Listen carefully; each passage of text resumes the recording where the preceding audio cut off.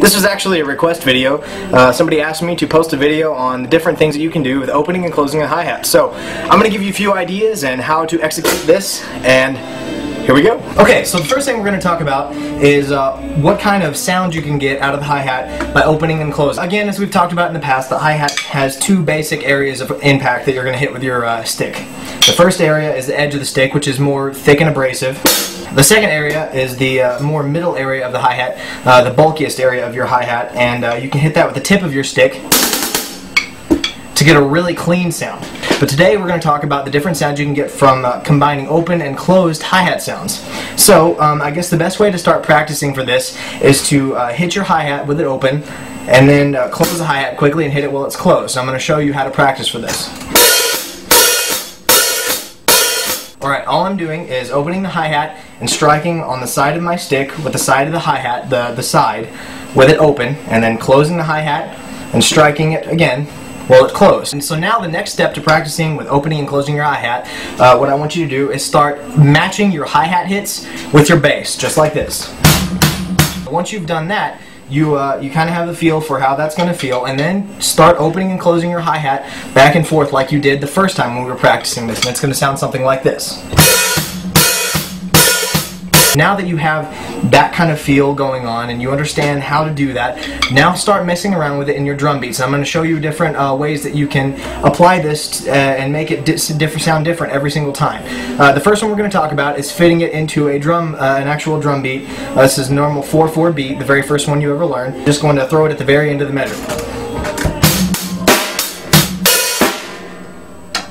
There you go, that's it.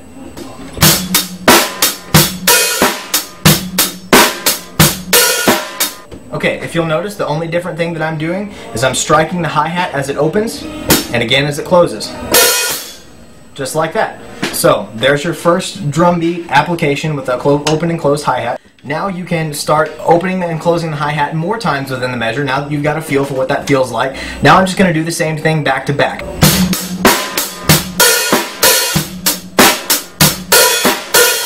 And remember, I'm opening hi-hat when I strike and closing it at the same time as I strike the next time around. That way, you're not hitting the hi-hat over and over again.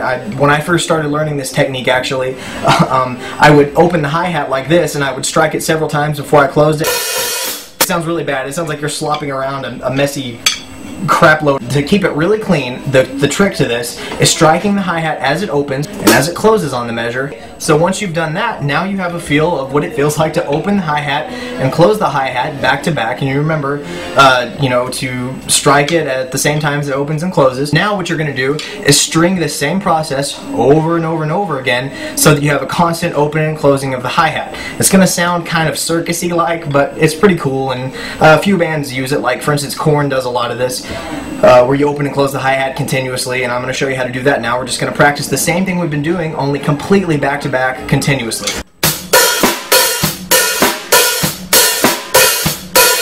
Remember when I'm showing you this, that this is not the only places that you can fit the hi-hat opening and closing. This is just a few areas to kind of give you an idea of what it's going to sound or feel like.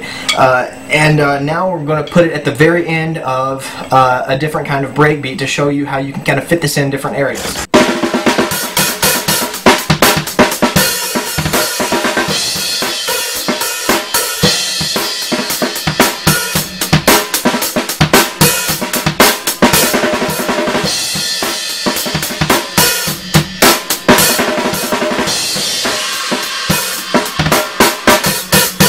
Okay, so now that you've got that incorporated into drum beats, we're going to work on another method of hitting the open hi-hat and closing it quickly to create this biting sound, this really sharp, edgy sound, and it's going to sound like this. All you're going to have to do is just try and practice with it, be sure that the hi-hat's fully open, strike the hi-hat and close it off, and that mutes it, so you're going to get like a biting sound. Alright, you can fit that into drum beats in coordination with your bass to get a really strong bite sound. Just like that. You strike the bass at the same time as you strike the hi-hat with it wide open, and then you clamp it off, and it sounds kind of like a quick bite sound.